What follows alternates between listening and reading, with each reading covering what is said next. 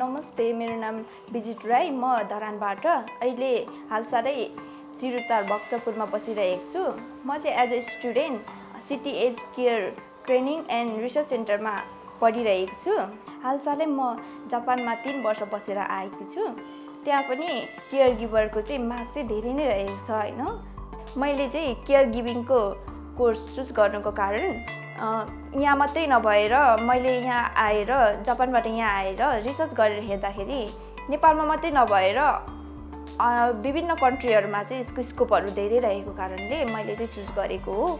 धेरै ठाउँमा रिसर्च गरेर हेर्दाखेरि चाहिँ मैले कति ठाउँमा सर्टिफिकेटहरु किन्ने लाइक हुन्छ नि, सर्टिफिकेटको लागि मात्रै दिने टाइम छैन भने छोटो समयमा सर्टिफिकेटहरु निकालेर दिने, पैसा पेमेन्ट गरेर भन्नुभएको थियो। तर यहाँ आएपछि टोटली डिफरेन्ट पाए।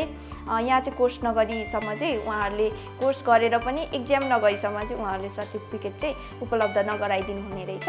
यहाँको चाहिँ स्ट्रङ पोइन्ट त्यो लाग्यो, त्यही भएर म यहाँ जोइन भएँ अनि एज अ स्टुडेन्ट अहिले पढिरहेकी छु। यहाँ चाहिँ थ्योरिकल मात्रै नभएर प्र्याक्टिकल पनि हुन्छ, जुन चाहिँ फिल्ड भिजिटहरुमा पनि हजुरहरुलाई लानुहुन्छ हैन। त्यहाँ चाहिँ धेरै लाइक वृद्ध आश्रमहरु भयो, त्यता लगेर हजुरहरुले नयाँ कुराहरु सिक्न पाउनुहुन्छ। उहाँहरुको कस्तो छ हैन, कसरी केयर गर्ने त्यो बारे पनि हजुरहरुले राम्रोसँग थाहा पाउन सक्नुहुन्छ। हजुरहरुले चाहिँ यहाँ थ्योरिकल मात्रै हैन, प्र्याक्टिकलहरु पनि गर्न सक्नुहुन्छ।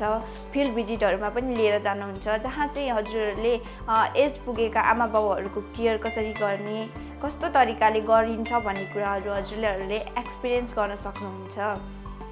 अहिलेसम्मको मेरो एक्सपिरियन्स चाहिँ के रह्यो भने यहाँ आएर पढाइ मात्रै हैन, प्र्याक्टिकल पनि हुँदो रहेछ। थ्योरी सँगसँगै प्र्याक्टिकल पनि गराउनु भयो। यहाँको टिचरहरु धेरै नै राम्रो हुनुहुन्छ, नबुझेकोहरु फेरि बुझाउनुहुन्छ, क्वेशनहरु गर्नुहुन्छ हैन। राम्रो छ, धेरै राम्रो लाग्यो।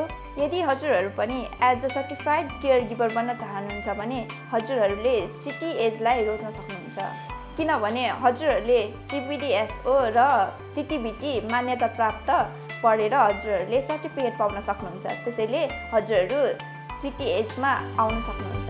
धन्यवाद।